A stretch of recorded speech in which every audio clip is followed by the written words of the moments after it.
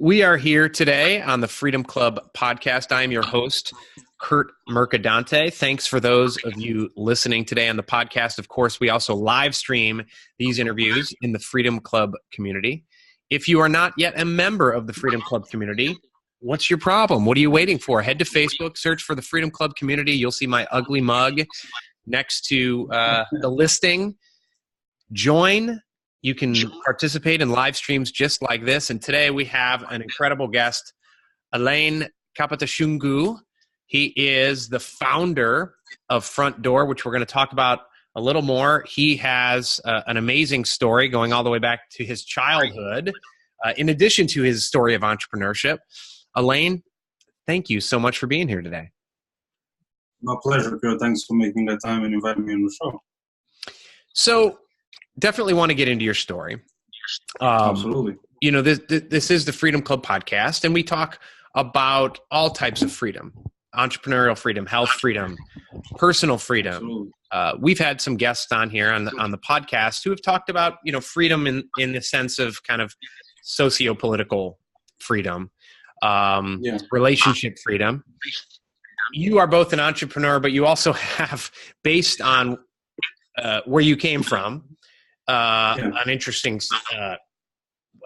story of freedom. So the question I always ask all my guests is, it's the only set question I have, is what does the word freedom mean to you?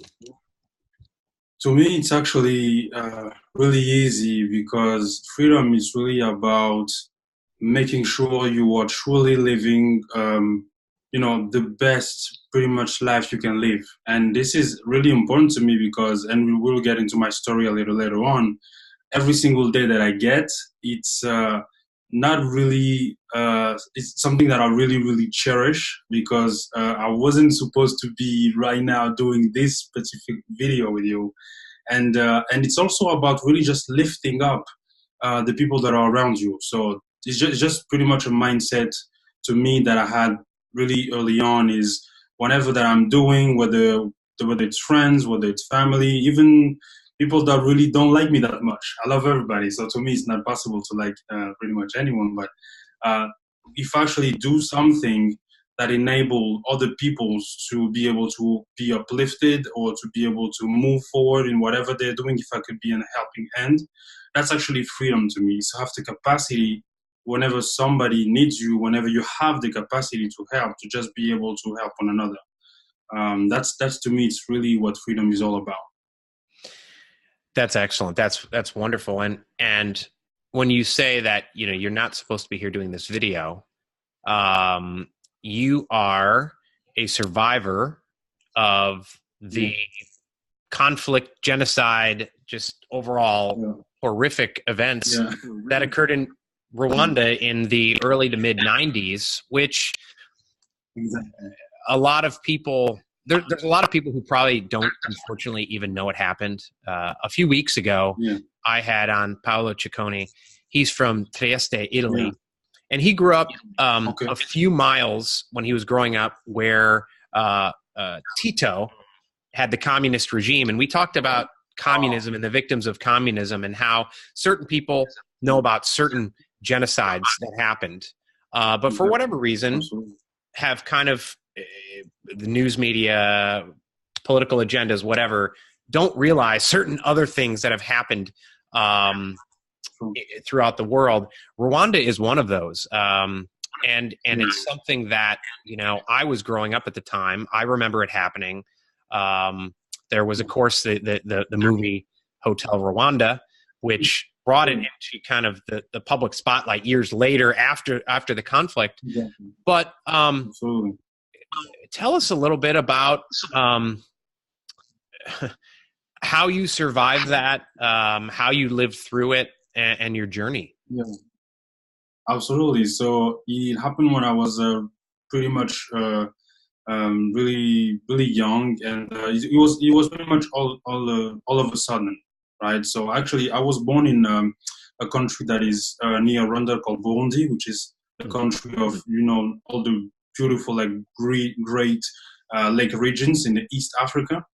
And then we moved to Rwanda because my mom was working as an embassy, as a diplomat in the Congolese embassy in Rwanda. So we moved to Rwanda back then. And so I got there when I was really, really young, maybe 3 or 4 years old, something like that.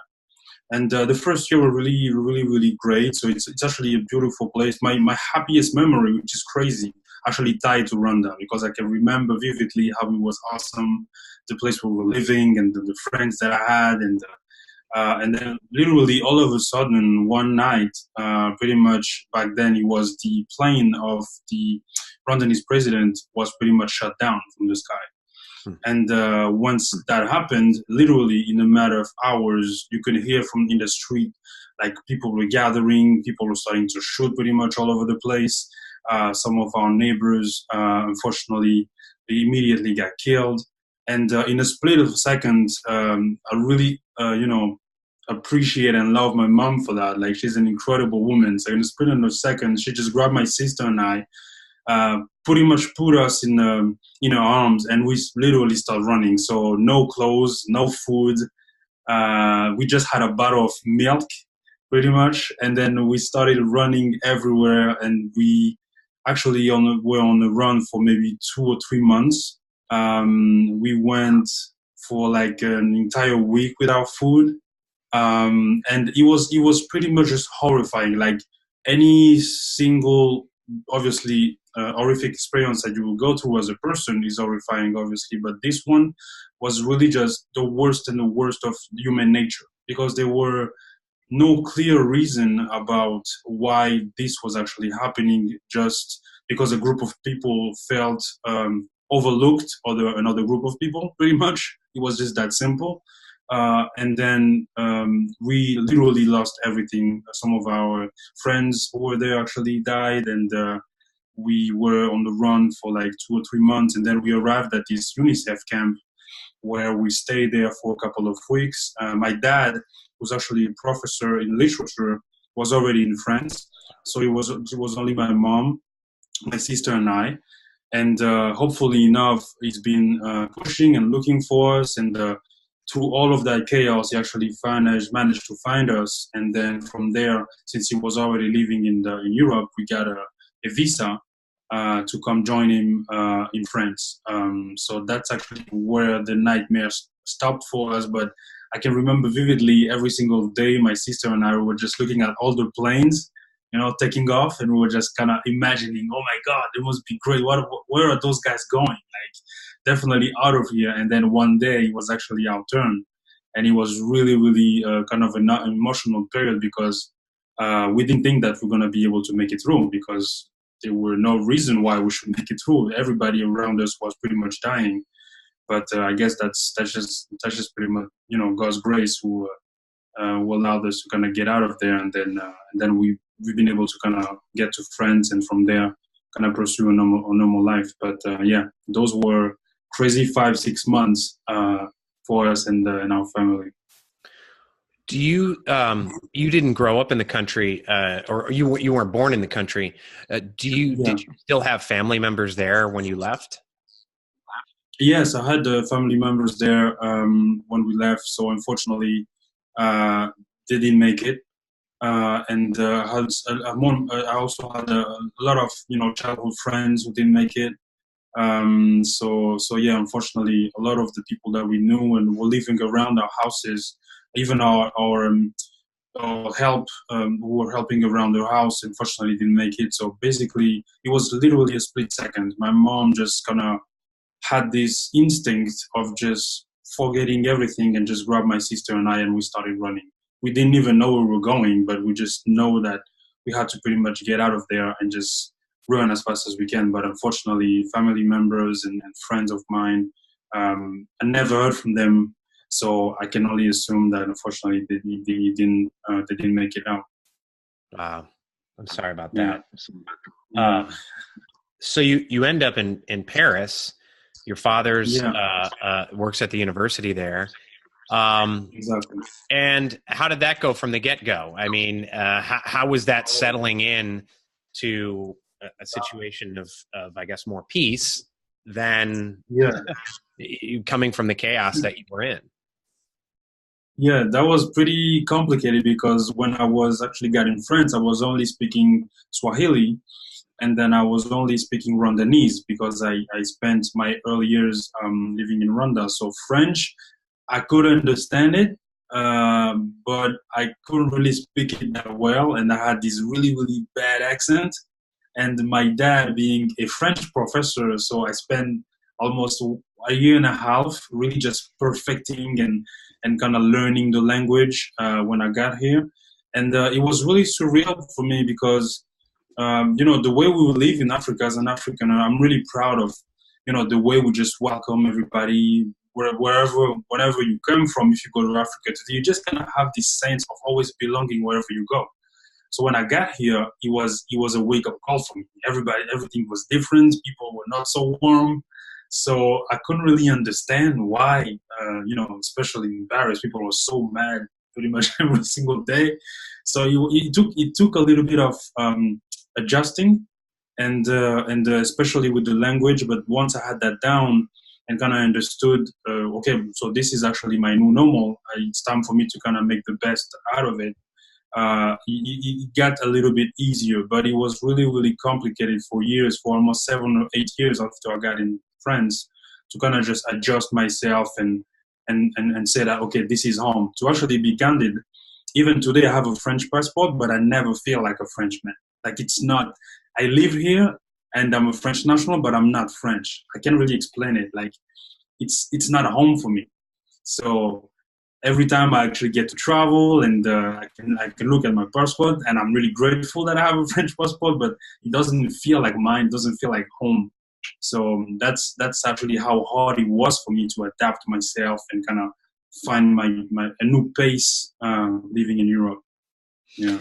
So at the time when you fled, you were about 3 or Yeah. 4 years old. Yeah. Yeah. And so now you're what, about 28, 29? No, by the time I fled, I was actually 5, 6 when we fled, and then I arrived in Paris when I was 9, 10, and now I'm 34. Wow. So Yeah. you spent 5 years Yeah. surviving? Yeah. Actually, before coming to Paris, I actually lived in Congo as well at my uncle's place. So when we made it out of Rwanda at the UNICEF camp before leaving to Paris, I actually spent a few years in Congo, which is the country near there, with my family, my family on my mom's side. So yeah, when I arrived in Europe, I was like 9, 9.5, 10. Oh, wow. So yeah, Wow. so it's been that long. Yeah. And what was the situation in Congo like? Really peaceful, really Okay. peaceful. The family was there, and it really took a little bit of adjusting because I was living at my cousin's place, but it was really peaceful. We could actually eat, we could actually get the chance to shower without being on a rush, and it was really just pretty much a break that we really needed after all of those months that we were on run. So it was really peaceful, really felt like home, and people were really welcoming and really helpful, and just kind of helping us settle. So it was really nice, really, really nice.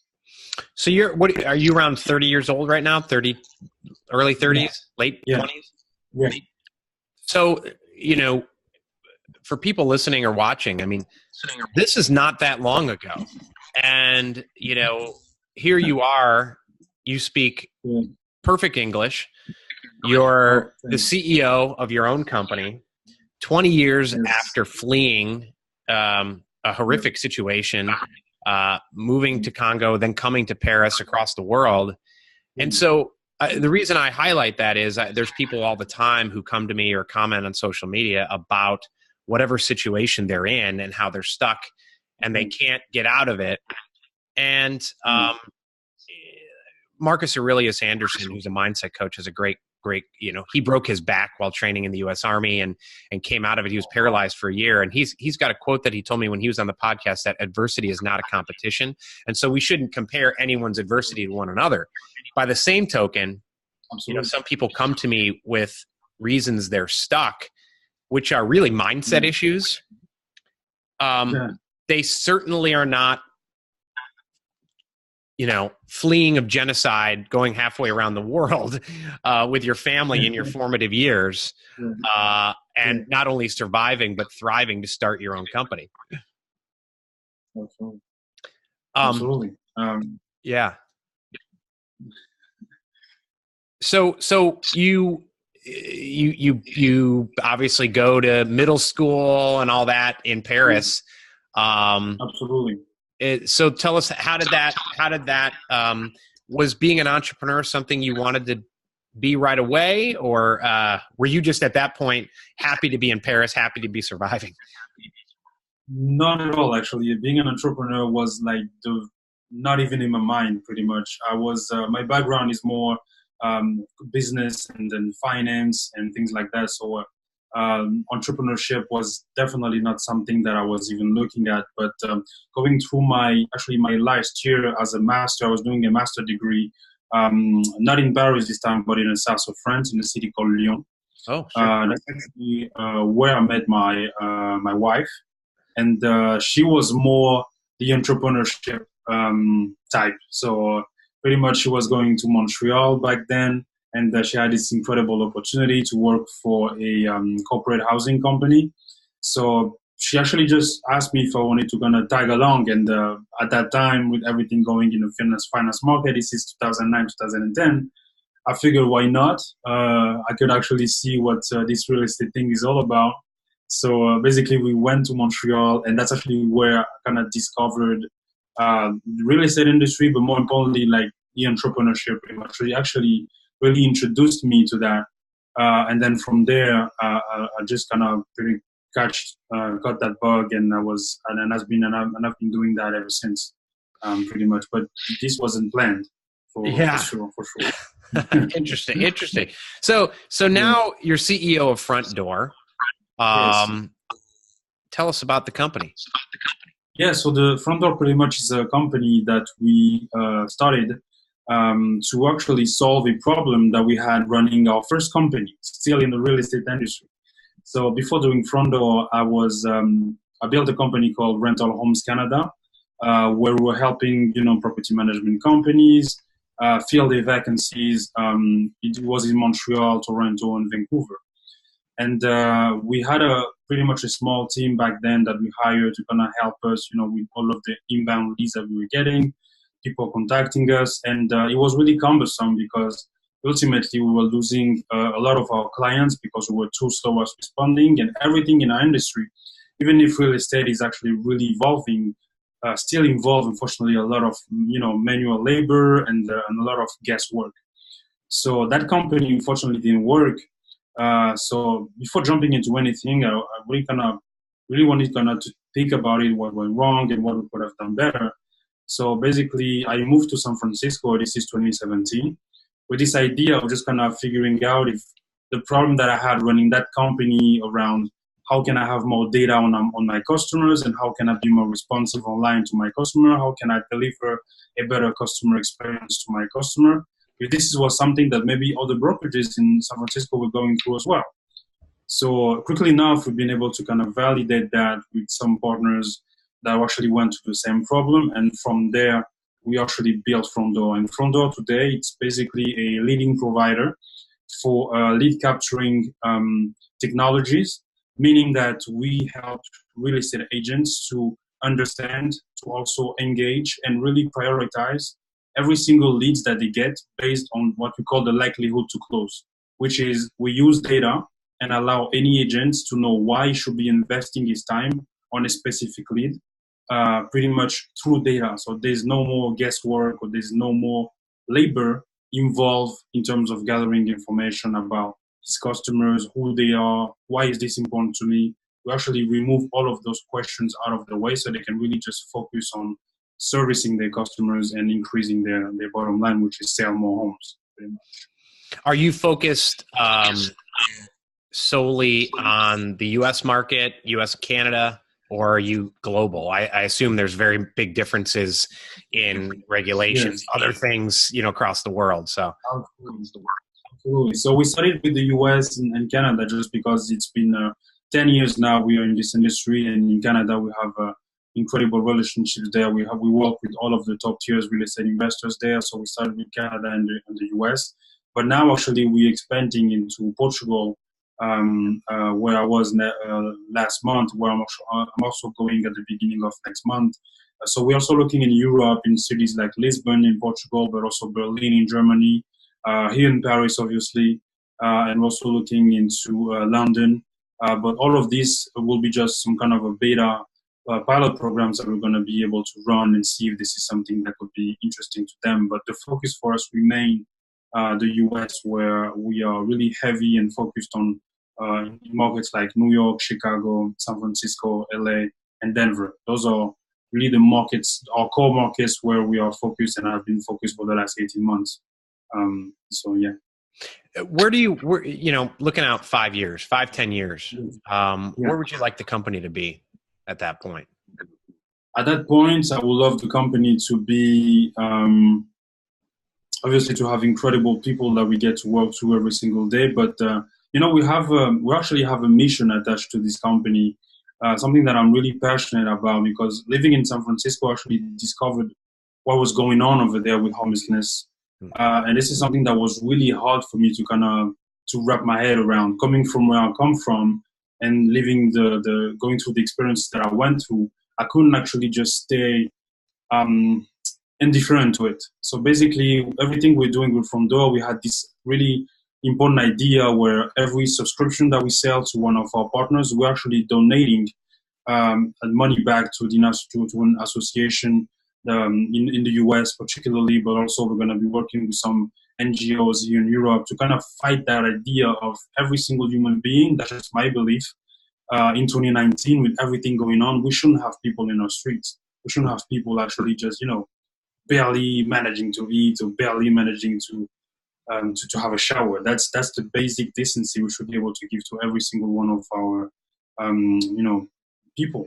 So this is actually where I see the company being able to kind of be bigger than where we are today, and being able to actually generate even more revenue, because a large part of the revenue we're going to be generating, we're going to be donating that to those associations, pretty much. That's something that I'm really driven by.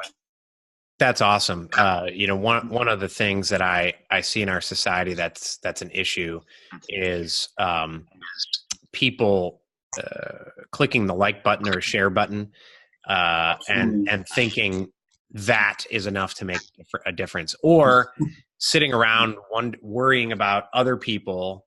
This person has too much privilege. This person doesn't have enough privilege. I'm stuck in my area. This is such a big problem. That politician's horrible. And they just sit there on their couch and get so angry about it and don't go out and do it. And not only, you have an interesting perspective of having survived the Rwandan genocide, but you're now giving back, you're taking action. And for those who haven't been, I used to go to San Francisco, not frequently, but in the 2000s, I was there a number of times, and we were there last year, actually almost exactly a year ago. And I was shocked at, nice neighborhoods, and you walk through the neighborhood and there's 20 tents. And people just in the middle of nice neighborhoods, there's the restaurants and bars around, and there's tent city in the middle of San Francisco. Exactly. That's exactly the same image actually I had. I got there, I think this was May 2015 or something like that. And I think I was on Market Street, and then I took a turn or something. I was actually looking for my hotel, and you get into this really nice neighborhood. You have people at restaurant having a great meal and everything. And then you have literally down adjacent to that terrace, people are actually struggling to have, I don't know, just a bread or something. And when I saw that image, I was like, man, this is a mecca pretty much for everything we're doing relating to tech. And I just can't believe that there's nothing more we could actually do.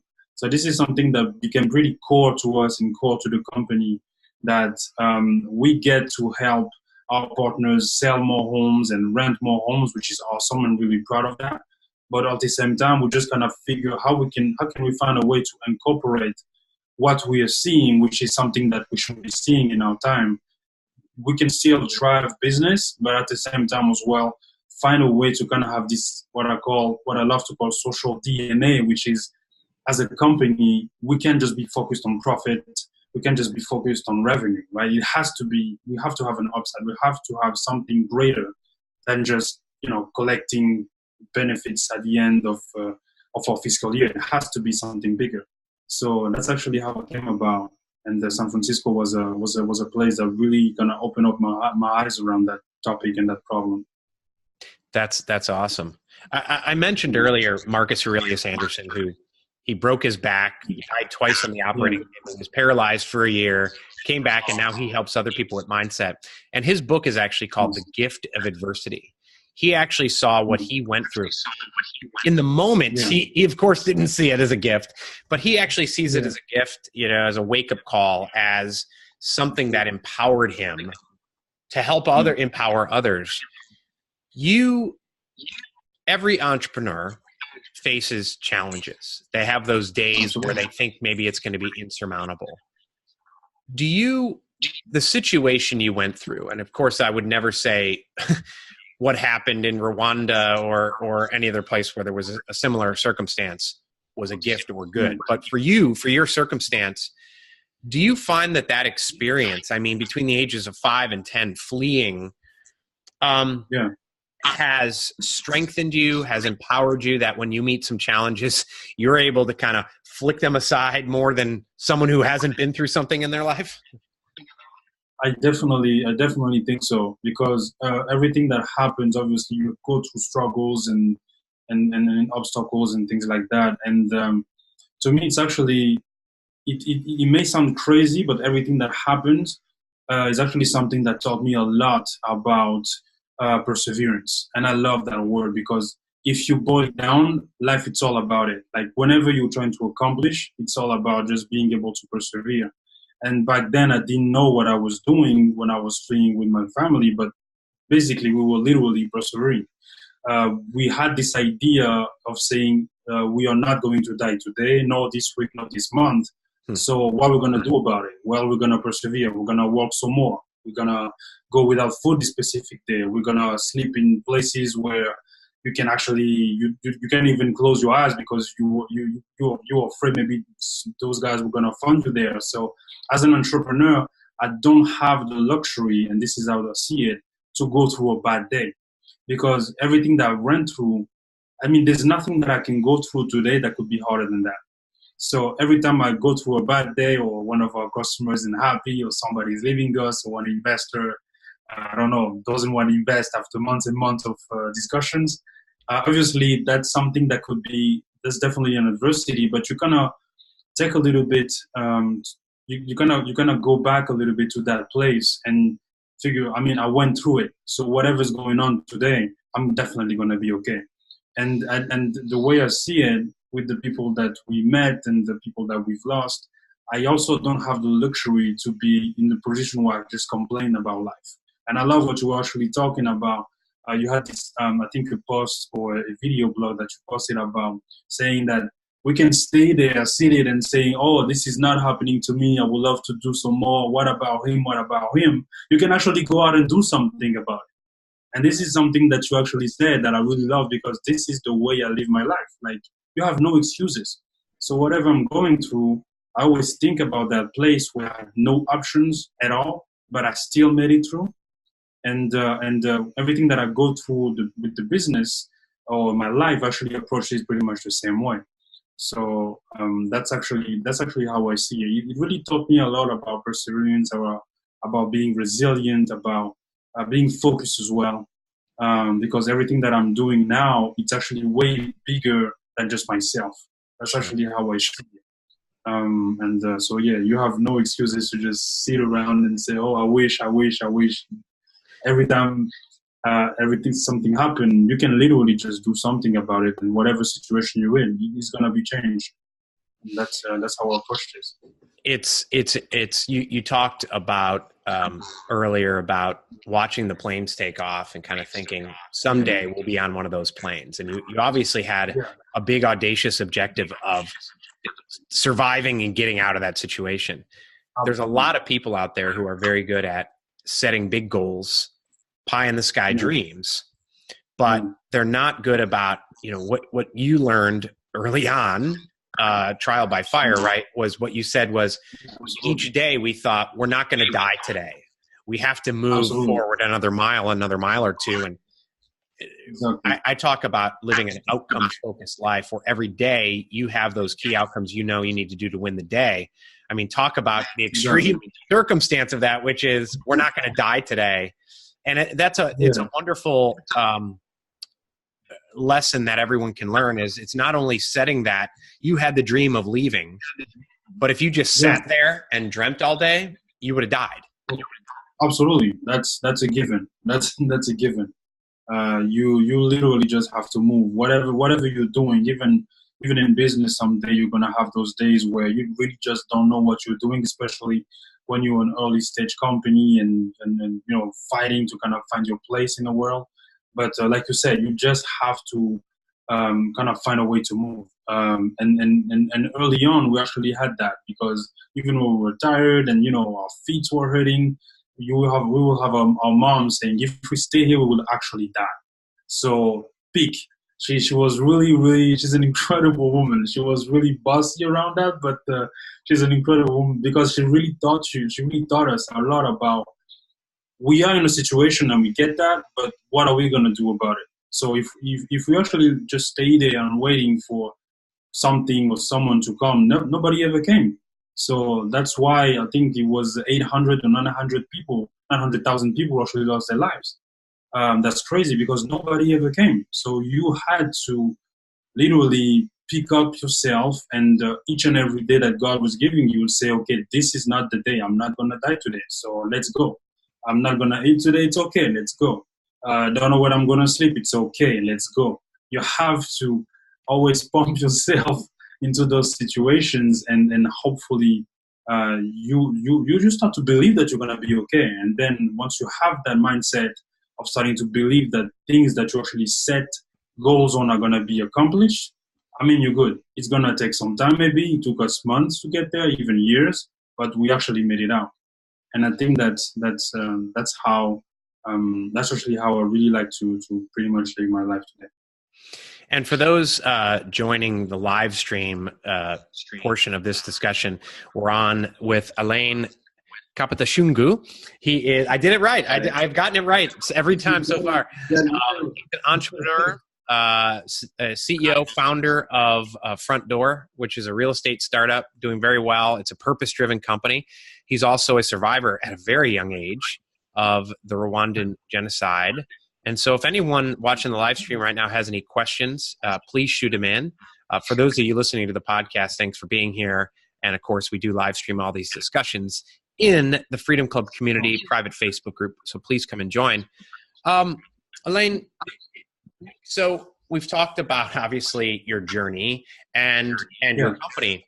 Tell us about a big part of the freedom lifestyle too is, and I'm sure you value, given how you grew up and how you started and leaving family behind, relationships and that alignment between your family, yourself, and your work. So outside of work, you seem to travel a lot. You mentioned San Francisco, Montreal, New York, Paris, Portugal.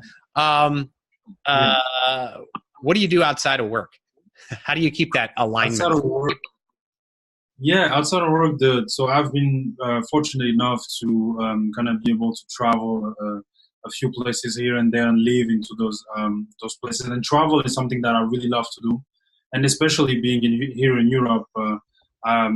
We have 27 countries around us, and it's like we have something close to 500 million people, and it's really easy to travel to Europe. Actually, tickets are really cheap, and hotel rooms are really easy to get to. So you can literally go from here, Paris, to let's say Turkey, in a matter of 3 hours and 30 minutes. So you have the incredible opportunity. That's actually what I really love about Europe, is the facility with which you can actually travel. You can go to Spain from here in just a matter of 1 hour. You can be in London in 35 minutes. It's really something that I really enjoy and love to do. That's actually something that I really love to do outside of work, and obviously spend time with the family, a little bit of running. I actually stopped for a couple of months there, but this is something that I really kind of enjoy, to go out pretty much every single day for a little 10K before the day actually starts. So I'm an early riser. I wake up every morning at 4 a.m. and then I will do my meditation, which is prayer. I will read the Word, which is the Bible, and then at 5, something like that, I usually go out for a run. And then this is actually my me time, where I just kind of go when I just kind of get out of home, and then just kind of think a little bit about what's the day ahead, how can I better prepare myself. Those are the things that I really love to do, kind of jog and travel. Those are the things that I really enjoy doing outside of work. And just for a quick final question, unless we have someone from those watching the live stream, so you mentioned at the very beginning of this interview that you weren't supposed to be here for this interview. If you had been like millions of others in Rwanda and not survived it, you wouldn't be here to do this interview.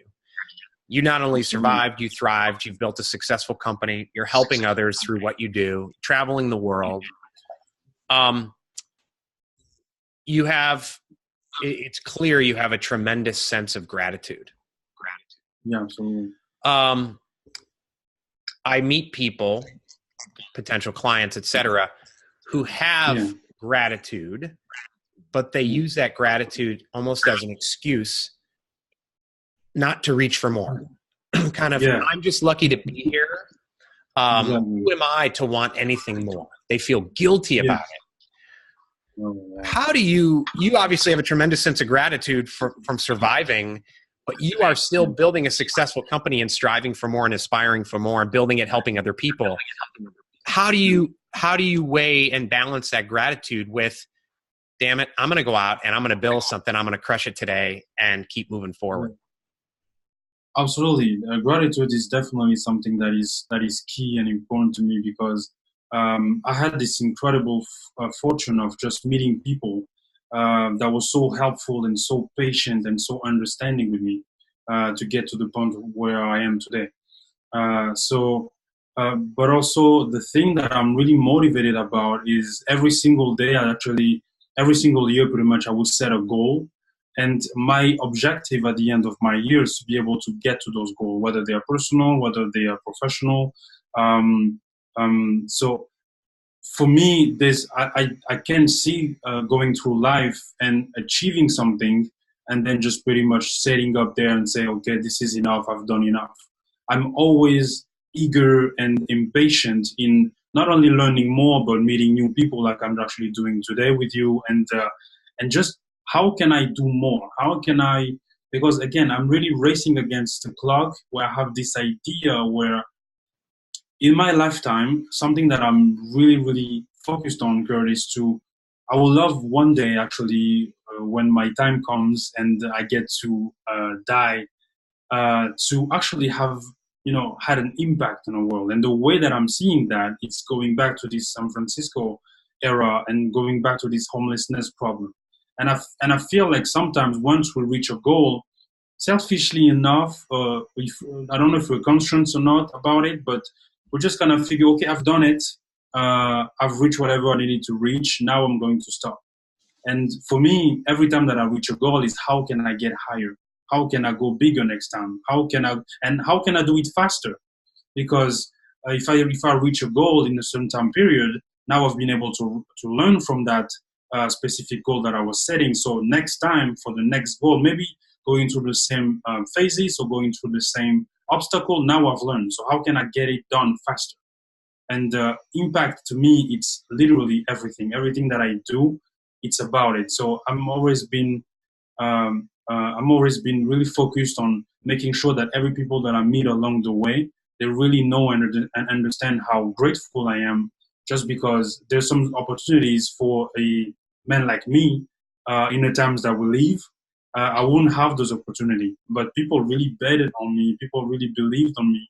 So gratitude is something that is really big to me, and being able to kind of move always the needle forward and always what's next, It's something that I'm always been passionate about. I love to kind of have this feeling of always being insatiable and always kind of pushing the needle forward. This is something that this is actually how I see this aspect of not only gratitude, but how can we do more? How can we go faster? And how can we have more impact? Always more. That's actually how I build the company, but also my personal life. I approach it pretty much the same way. That's awesome. Yeah. Luke Sievers, who's watching, asks, first he says, thank you for sharing your story. He says, he asks, for business owners who want to make a social impact, you talk about impact and the social impact you want to make, how can they transition their company to become more social minded? How can they transition their company? I think it's definitely something that a CEO has to do. This is definitely a CEO call. This is definitely something that at the top of the company as a leader, you have to have those traits already pretty much figured out. You have to have those characteristics. Something that really frustrates me today, and actually share this as well through an article, because I love to kind of write things on my Medium, blog posts and things like that, is that we build company.